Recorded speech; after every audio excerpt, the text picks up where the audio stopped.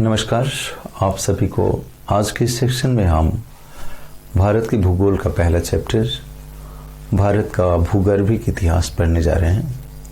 Chapter है geological history of India. इसमें जो एक महत्वपूर्ण हिस्सा है वो है geological history of peninsular India, जो आपको सेपरेट क्वेश्चन पूछता है। इस सेक्शन को हम करना चाहेंगे। जो दूसरा सेक्शन बनता है भारत का वो है हिमालय। तो जब हम हिमालय को पढ़ते हैं तो उसकी जियोलॉजी को हिमालय के संदर्भ में पढ़ लेते हैं, उसकी उत्पत्ति के साथ, और ये एरिया एक सेपरेट डिस्कशन का एरिया बनता है। तो मेरा प्रयास है कि जियोलॉजिकल हिस्ट्री ऑफ इंडिया को आपको इस ढंग से बताया जाए कि वो चीज़ें एक क्वेश्चन के रूप में, ड्राफ्ट के रूप में हो जाए, और जब कभी ये क्वेश्चन आपके एग्जामिनेशन का हिस्सा बने तो आप इसको एक बेहतर ढंग से लिख पाएँ, उसकी एक समझ विकसित कर पाएँ। देखिए, जब भी कोई जियोलॉजिकल हिस्ट्री पढ़ते हैं तो उसमें सबसे महत्वपूर्ण हिस्सा समय होता है। जब समय का संदर्भ सही हो तो उसकी हिस्ट्री को लिखना बहुत ही अच्छा हो जाता है, उसको लिखना आसान हो जाता है।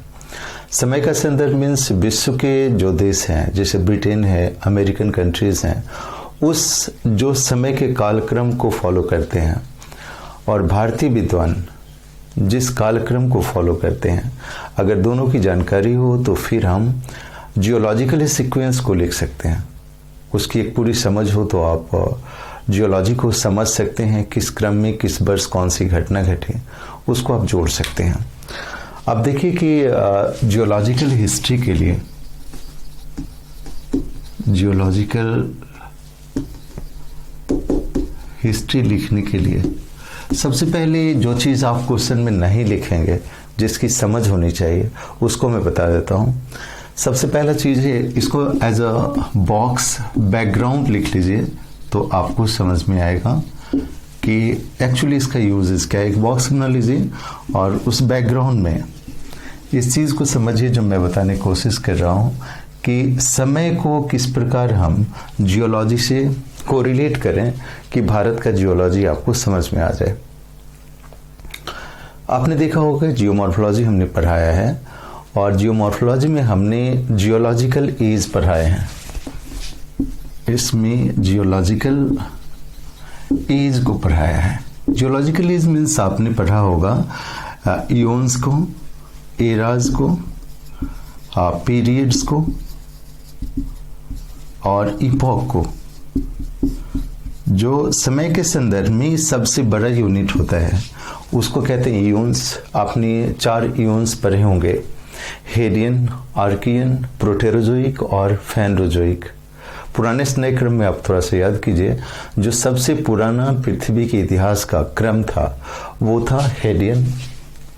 ये था हेडियन, फिर आर्कियन, फिर था प्रोटेरोजोइक और फिर फेनरोजोइक। मेरा उद्देश्य ये नहीं है कि जियोलॉजिकल हिस्ट्री को फिर से रिपीट किया जाए, आप उस चीज़ से जुड़ पाएँ, इसलिए मैं बता रहा हूँ कि सबसे पुराना इयोन्स था हेडियन, फिर आर्कियन, फिर प्रोटेरोजोइक और फिर फेनरोजोइक। इसके डिटेल रेफरेंस के लिए आप फिर इंडियन ज्योग्राफी का, वर्ल्ड ज्योग्राफी का जो फर्स्ट लेक्चर है उससे आप देख लेंगे तो आपको डिटेल जानकारी हो जाएगी, या फिर इस चैप्टर को शुरू करने के पहले उस एरिया से जुड़ जाएं तो आपको बेहतर विजन बनेगा। अब देखिए, जो एरा है, एरा को इससे जोड़िए, जो जिसे आप एक एज्यूम कीजिए कि एक सेंचुरी है। सेंचुरी एक बड़ा सा यूनिट हुआ। सेंचुरी से छोटा डिकेड होता है, डिकेड से छोटा ईयर होता है, और ईयर से छोटे मंथ एंड फिर डेज होते हैं। उसी प्रकार जियोलॉजिकल हिस्ट्री में जो सबसे बड़ा यूनिट होता है उसको हम इयोन्स बोलते हैं। उससे छोटा यूनिट होगा वो एरा होगा, एरा से छोटा पीरियड्स, और जो उससे छोटा यूनिट होगा उसको हम इपॉक कहते हैं। अब ये देखिए, ये क्लासिफिकेशन ब्रिटिश क्लासिफिकेशन है जो यूरोपियन कंट्रीज फॉलो करते हैं। भारतीय विद्वानों ने जो भारत की जियोलॉजी के लिए यूज किया वो समय था, उन्होंने क्या किया, भारत के जाति समूह के आधार पर उसका नामकरण कर दिया जियोलॉजिकल एज का। एक विद्वान थे जिसका नाम था टी एस हॉलैंड। ये पर्सन थे जिन्होंने भारत के लिए जियोलॉजिकल टाइम स्केल को लिखा और उन्होंने 4 ग्रुप बनाए। आर्कियन, पुराना सिस्टम, द्रविड़ सिस्टम और लास्ट में आर्यन सिस्टम बनाया। इसको एज कहा गया। अब हमारे पास ये प्रॉब्लम है कि हम इन दोनों को जोड़कर जब भारत के इतिहास को देखेंगे तो हमें एक पूरी समझ विकसित होगा कि टी.एस. हॉलैंड के अनुसार पुराना सिस्टम ब्रिटिश कौन सिस्टम से मिलता है, द्रविड़ सिस्टम ब्रिटिश सिस्टम से किस एज से मिलता है और आर्कियन सिस्टम का ब्रिटिश सिस्टम से क्या रिलेशन है। अगर दोनों का एक मैचिंग बना लें तो फिर समझना आसान हो जाएगा। इसको एक मैचिंग में, इसको बैकग्राउंड में आप ऐसे लिखें कि इसकी समझ इस प्रकार हो सकती है। जैसे उन्होंने ब्रिटिश सिस्टम दिया, ब्रिटिश सिस्टम में कहा आर्कियन, तो आर्कियन को इन्होंने आर्कियन ही लिया, उसमें उन्होंने चेंजेस नहीं किए, ये मैच हो गया। जो दूसरा सिस्टम इन्होंने कहा पुराना सिस्टम या प्रोटेरोजोइक, इसको इन्होंने पुराना सिस्टम कहा। जो ब्रिटिश सिस्टम का प्रोटेरोजोइक है, भारतीय विद्वान के अनुसार, भारतीय सिस्टम के अनुसार वो पुराना सिस्टम है। उसके बाद देखिएगा द्रविड़ सिस्टम, जो आपका अमेरिकन सिस्टम है, यूरोपियन सिस्टम है, उसमें हम कहते हैं कैम्ब्रियन टू कार्बोनिफेरस। कार्बोनिफेरस आपको याद होगा, जो आपको पैलेजोइक एरा का हिस्सा है। कैम्ब्रियन टू कार्बोनिफेरस को बोलते हैं हम द्रविड़ेज। और लास्ट में देखिए जो आपका एरिया है मिड कार्बोनिफेरस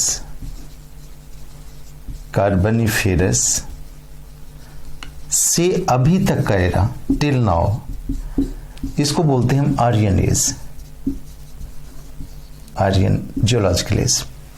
तो आपको ये अगर मैचिंग व्यवहारिक रूप से पता हो तो हम भारतीय विकास को, भारत की भूमि के विकास को, उसकी भूगर्भिक संरचना को हम आसानी से जोड़ सकते हैं कि टी.एस. हॉलैंड के अनुसार कौन सा सिस्टम आता है और जो यूरोपियन सिस्टम है उससे उसका क्या मेल है। इस चीज़ को थोड़ा सा इसको लिख लीजिए, बैकग्राउंड में लिख लीजिए। जब क्वेश्चन आंसर पूछा जाए तो उसमें नाम भी लिखेंगे तब भी काम चलेगा। फिर उसको जब हम उस पॉइंट पे आएंगे तो रेफरेंस के रूप में यूज़ करेंगे। इसको लिखिए कि ब्रिटिश जियोलॉजिकल सिस्टम, जो यूरोपीय जियोलॉजिकल सिस्टम है, उसका भारतीय भूगर्भिक इतिहास से मेल इस प्रकार हो सकता है। आर्कियन को आर्कियन सिस्टम के रूप में लिखा गया। प्रोटेरोजोइक ब्रिटिश प्रणाली है जो भारतीय वर्गीकरण के अनुसार पुराना सिस्टम कहलाता है। आपने पुराण और वैदिक कथाओं को पढ़ा है तो पुराने सिस्टम से जुड़ता है। कैम्ब्रियन टू कार्बोनिफेरस को हम द्रविड़ सिस्टम कहते हैं, द्रविड़ एज कहते हैं, और मिड कार्बोनिफेरस से लेकर अभी तक के एज को आर्यन एज कहते हैं। इन दोनों का मेल आपने पढ़ा। अब देखिए, ये हुआ हमें टाइम स्केल को जानने के लिए जिसका उपयोग हम भारत में करेंगे। एक बार फिर से इसको आप रिवाइज कर लीजिएगा, क्योंकि ये सिस्टम हमेशा यूज होगा और भारत के भूगर्भिक इतिहास में हर एक पॉइंट्स पे नजर आएगा। तो अभी तक हमने सिर्फ एक ही काम किया कि ब्रिटिश सिस्टम और इंडियन सिस्टम को एक मैचिंग के रूप में लाया। अगर हम भारतीय सिस्टम को पुराने से नए क्रम में कहें तो सबसे पहले आर्कियन, फिर पुराण, फिर द्रविड़ और फिर आर्यन एज आया। तो इस चीज़ को आप रखें। अब देखिए, चलिए ये कि जियोलॉजिकल हिस्ट्री जब हम लिखने जा रहे हों तो उसका सबसे पहला चीज होता है लोकेशन। लोकेशन या इसको लिखेंगे इंट्रोडक्शन। लोकेशन से रिलेटेड है आपका इंट्रोडक्शन। अब देखिए ये हमारा जो जियोलॉजिकल एरिया है भारत के प्रायद्वीपीय स्वरूप का एक ट्रायंगल बनता है, जो इधर अरावली है, इधर एक शिलोंग है और इधर एक कन्याकुमारी है। कन्याकुमारी ये शिलोंग का पठार क्षेत्र है और ये अरावली पर्वत है। अगर इन तीनों को मिला दीजिए तो ये इस तरह की संरचना बनती है जो एक त्रिभुज की तरह बनती है। त्रिभुज आमतौर पर हम बनाते हैं तो इस प्रकार बनाते हैं, बेस इधर होता है और इसका जो एपेक्स होता है वो ऊपर होता है। यहाँ पे क्या है, ये त्रिभुज उल्टा नजर आता है, इसलिए ज्योग्राफिकल टर्म में इसको बोलते हैं इन्वर्टेड ट्रायंगल। इन्वर्टेड ट्रायंगल, ये इसको बोलेंगे हम प्रतिदर्श त्रिभुज। प्रतिदर्श त्रिभुज। अब एक बात ध्यान रखिए, सबसे पहले देखा कि जो प्रायद्वीपीय भारत है उसकी आकृति किस प्रकार है, तो यह एक प्रतिदर्श त्रिभुज है जिसका बेस है शिलोंग से लेकर अरावली तक और उसका पिक बनता है कन्याकुमारी। इसको लिखिए, फर्स्ट परिचय इसका लिखिए, प्रायद्वीपीय भारत एक प्रतिदर्श त्रिभुज की तरह है। Peninsular India is just like a inverted triangle. प्रतिदर्श त्रिभुज है जिसका आधार शिलोंग से लेकर अरावली पर्वत तक है और उसका पिक और शीर्ष कन्याकुमारी की तरफ है। So the base of this triangle is from Shillong to Aravalli and the peak is near Kanyakumari. तो इस प्रकार एक प्रतिदर्श त्रिभुज है। अब देखिए ये तो हुआ इसका आकृति। दूसरी चीज आपने वैगनर थ्योरी पढ़ा है, प्रारंभिक दिनों में आपने देखा होगा जो मॉर्फोलॉजी में, कि भारत एक पेंजिया का हिस्सा था और प्रारंभिक रूप से भारत पेंजिया के अफ्रीकन हिस्से से जुड़ा हुआ था और बाद में टूटकर उत्तर पूर्व की ओर विस्थापित हुआ और इस प्रकार भारत यूरेशिया से टकराया और भारत का वर्तमान स्वरूप विकसित हुआ। इस प्रकार देखिए कि यह मूलतः गोंडवाना लैंड का हिस्सा है।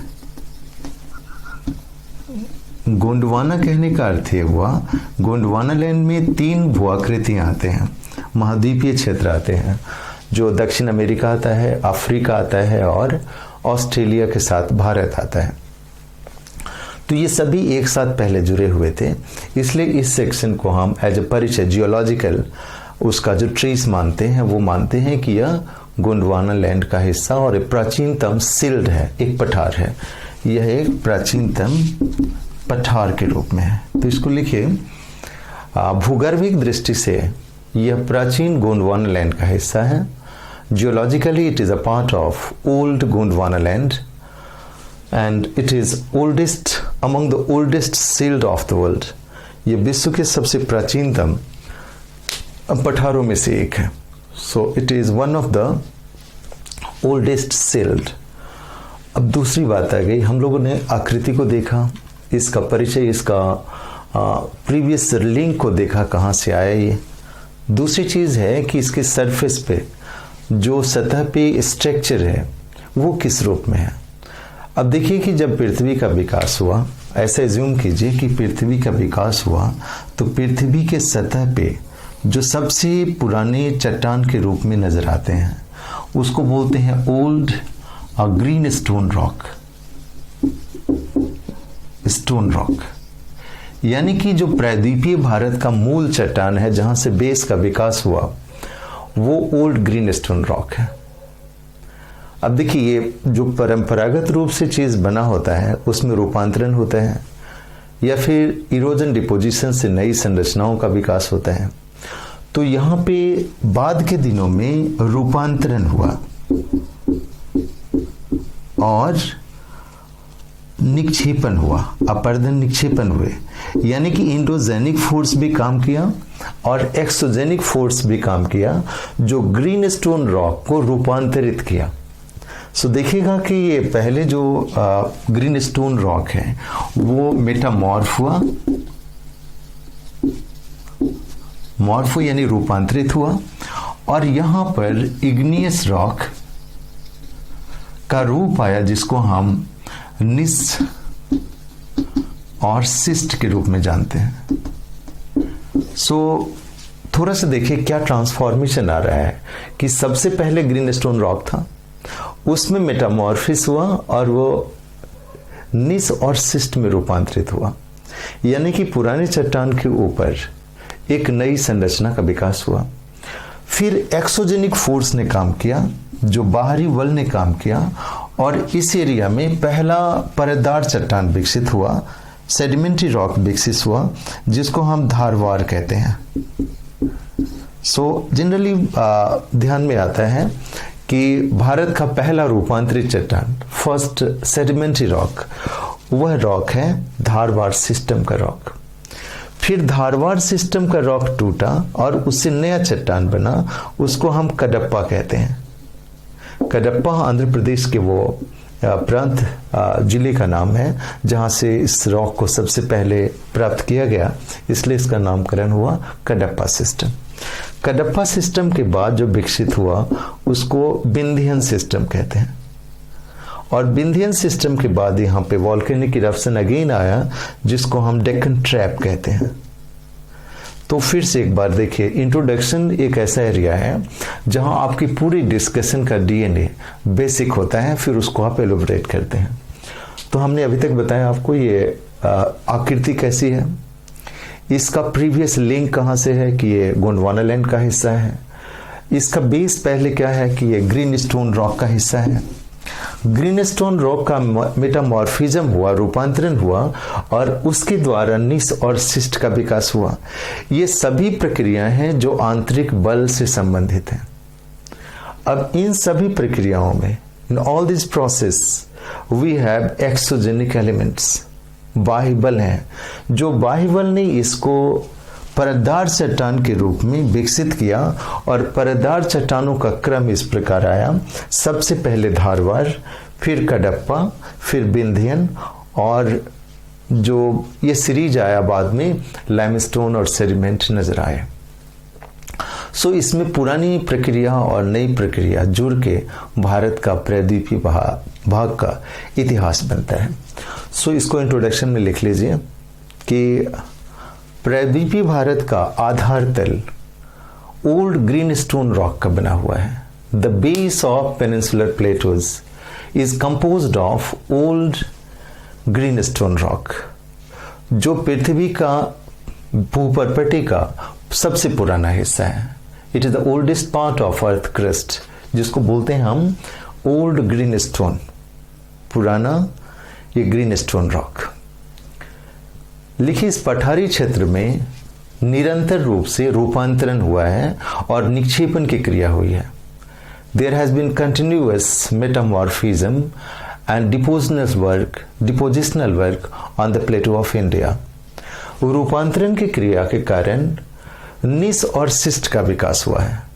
Due to metamorphism there is a formation of gneiss and schist rock on the peninsular India, and by deposition the series of sedimentary rock formed।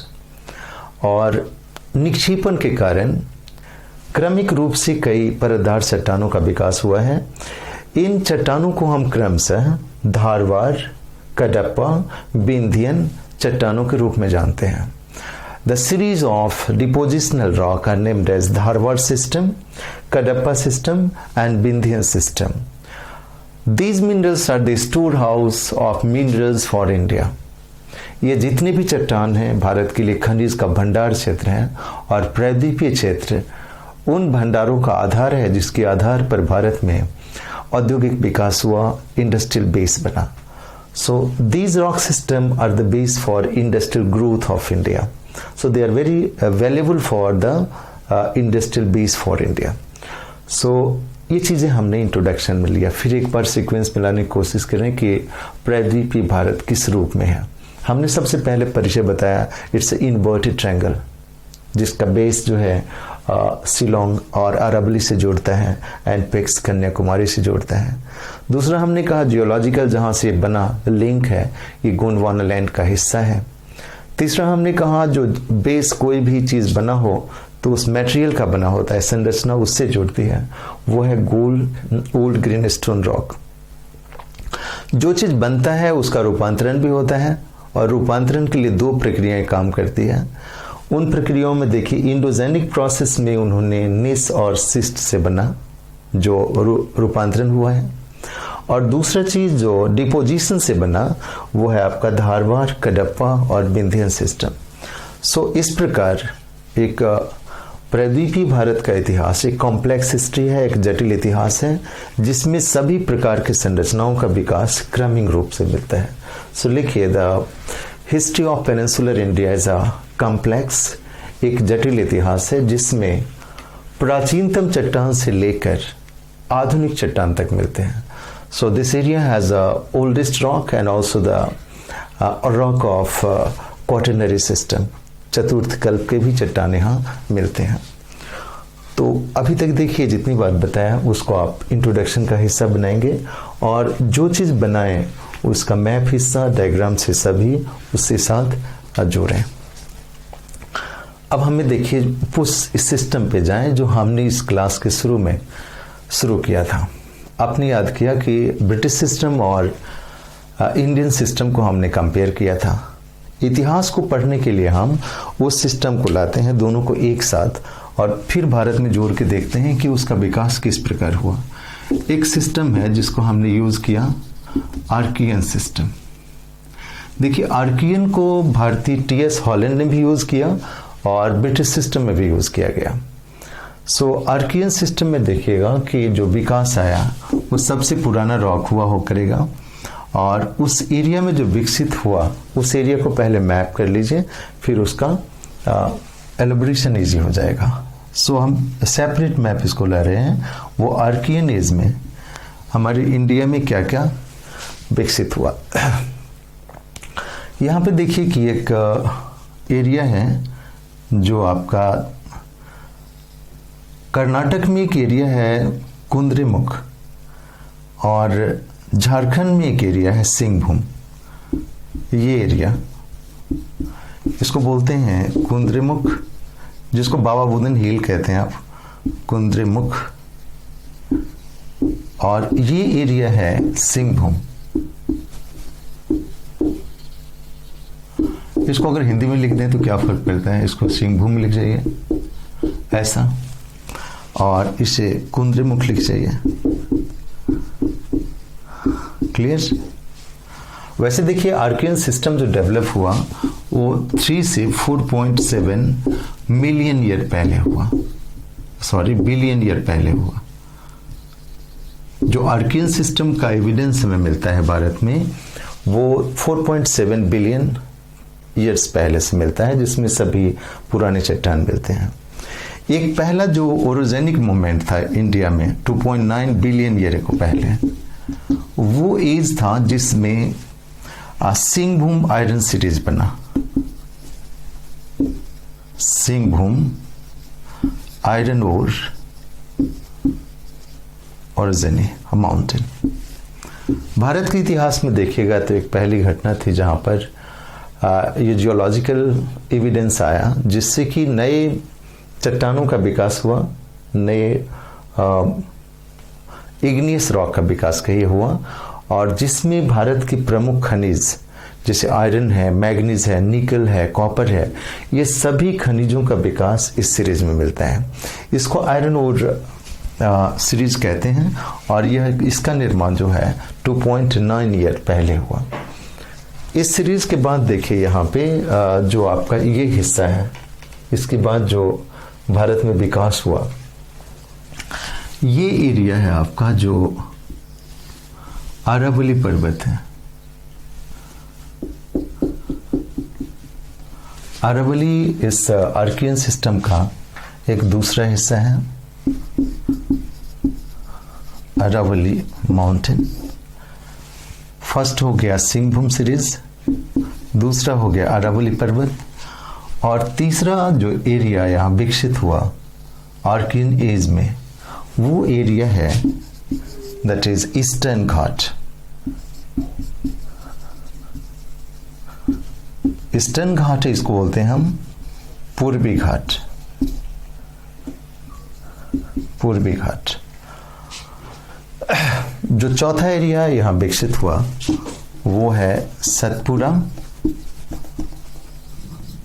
पांचवा एरिया को देखिएगा, यहाँ पे जो नॉर्थ ईस्ट में शिलोंग का एरिया विकसित हुआ, शिलोंग का पठार विकसित हुआ।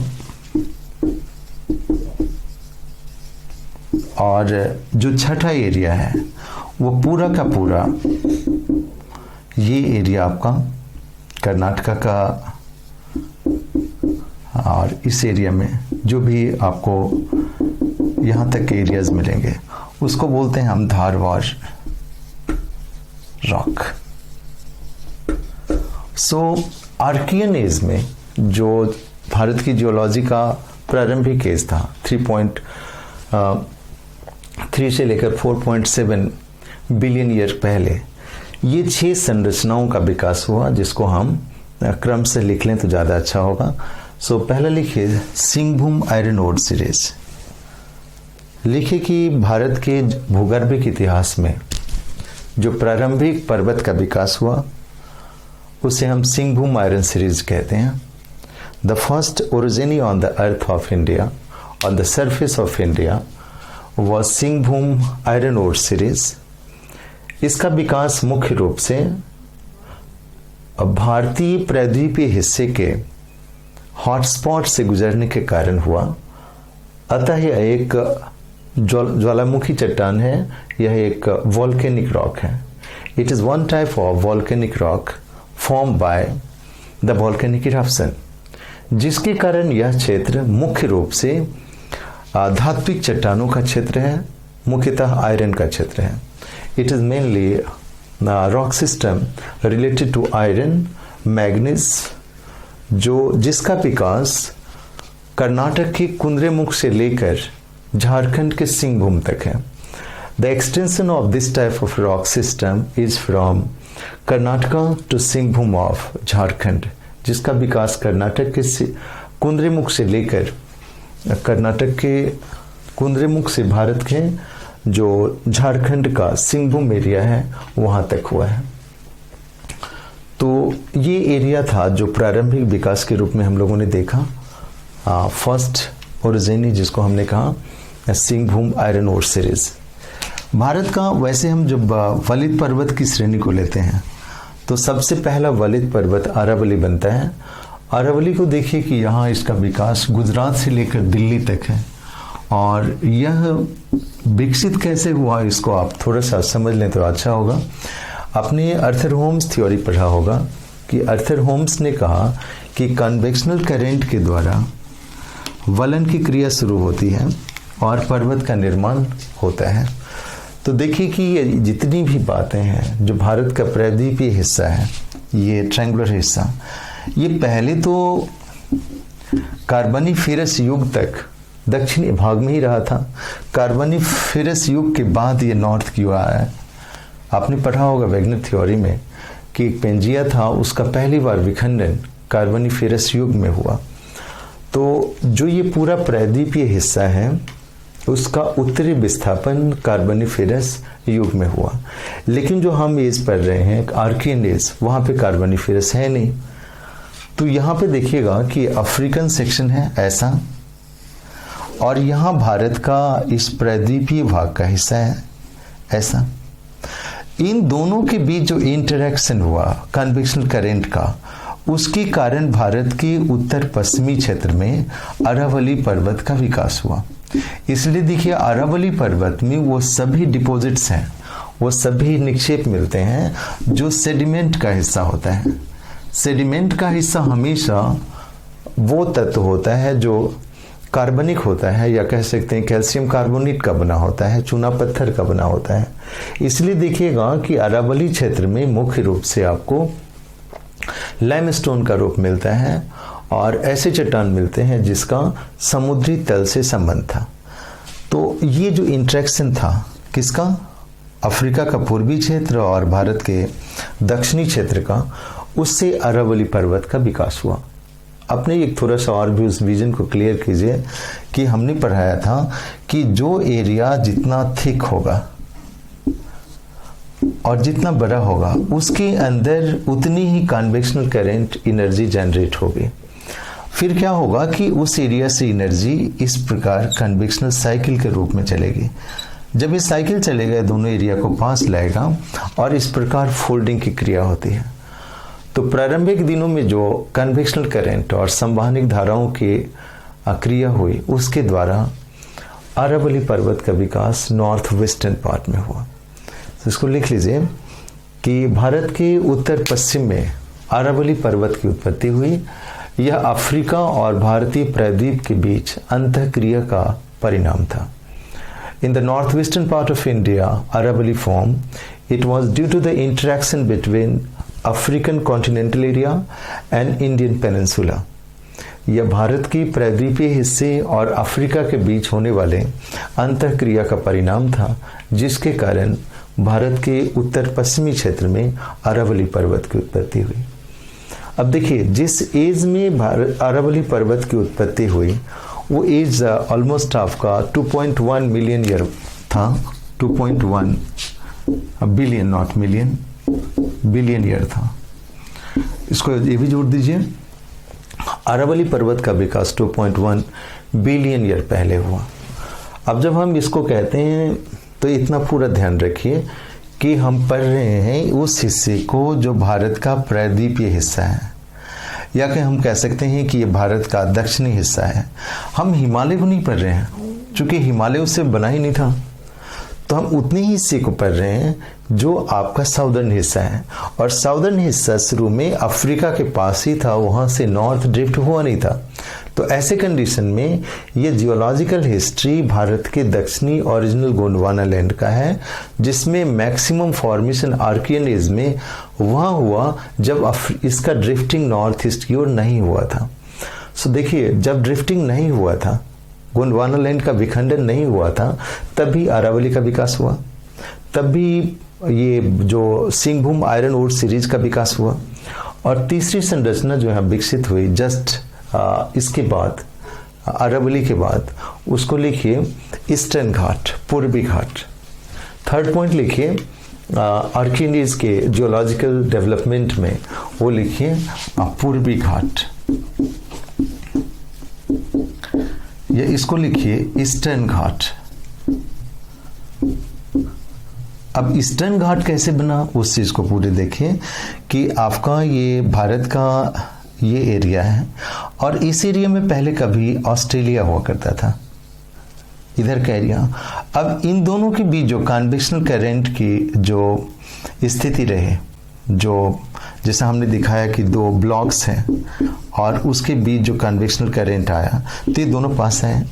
ऐसे कंडीशन में क्या हुआ कि भारत के पूर्वी भाग में इस प्रकार के पूर्वी घाट का विकास हुआ। सो लिखिए ईस्टर्न घाट। अरावली पर्वत के बाद भारत के पूर्वी क्षेत्र में पूर्वी घाट का विकास हुआ।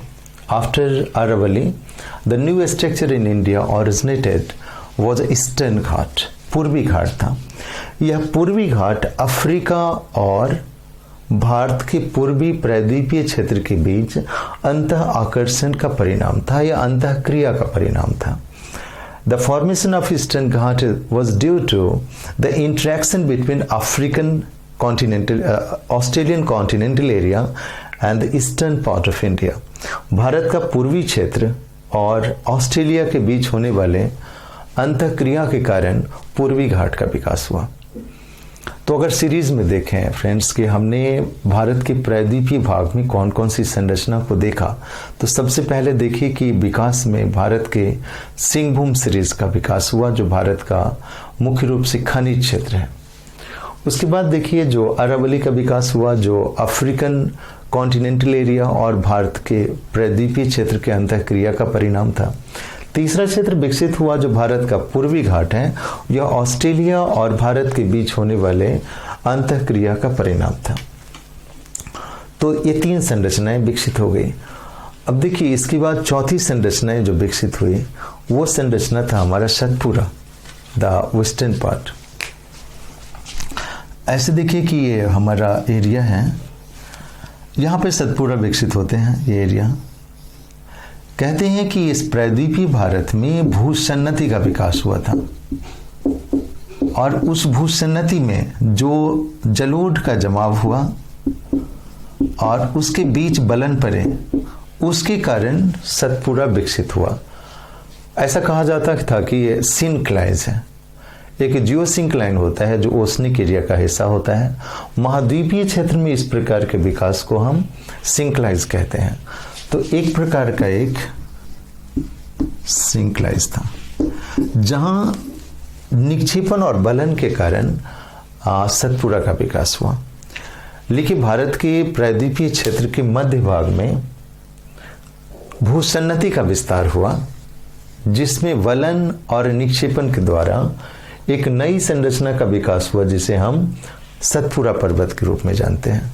सो Satpura was a result of new geosyncline on the surface of central India। इस प्रकार मध्य भारत में सतपुरा पर्वत का विकास हो गया। सतपुरा को समझिए कि जब हम समुद्री क्षेत्र में जियोसिंक्लाइन पढ़ते हैं, उसको जियोसिंक्लाइन कहा। कॉन्टिनेंटल पार्ट में जब उसका विस्तार एक द्रोणी क्षेत्र में हो और वहाँ पे निक्षेपण के कारण वलन की क्रिया हुआ हो, तो ऐसे प्रयास को हम सिंक्लाइज कहते हैं और वहाँ पर इस पर्वत का विकास देखा गया। अब देखिए यहाँ पे चले आइए कि ये सारी संरचनाएं कहाँ बन रही है। ये सभी इंडोजेनिक फोर्स का परिणाम था। इंडोजेनिक फोर्स को एक बार सीक्वेंस में लाइए तो पहले Singhbhum iron ore mountain series हुआ, जिसका विकास कुंद्रेमुख से लेके सिंहभूम तक है। दूसरा अरावली पर्वत, जिसे भारत का सबसे पुराना वलित पर्वत की श्रेणी में रखते हैं। फिर हो गया ईस्टर्न घाट का विकास, जो ऑस्ट्रेलिया इंडिया के बीच इंटरेक्शन का परिणाम हो गया। चौथा हमने कहा कि इस एरिया में सतपुरा पर्वत का विकास हुआ। अब पांचवा देखिए, जो सबसे महत्वपूर्ण हिस्सा है, वो भारत के प्रायद्वीपीय क्षेत्र में कभी भी कोई पुराना पर्वत या पुरानी संरचना जब टूटेगी तो उस पे क्या है, नई संरचना का विकास होगा और वो निक्षेपण के द्वारा होगा। यहां पे ध्यान दीजिए, जो एरिया है भारत का प्रायद्वीपीय क्षेत्र, उसमें अगर आप सीरीज बनाइए तो सबसे पहले ओल्ड ग्रीन स्टोन था, नीस बना, सिस्ट बना और फिर इन संरचनाओं का विकास हुआ। अब देखिए यहां से जितनी भी चीज है आपके पास, जान लीजिए कि एक पर्वतीय इस तरह का कोई क्षेत्र है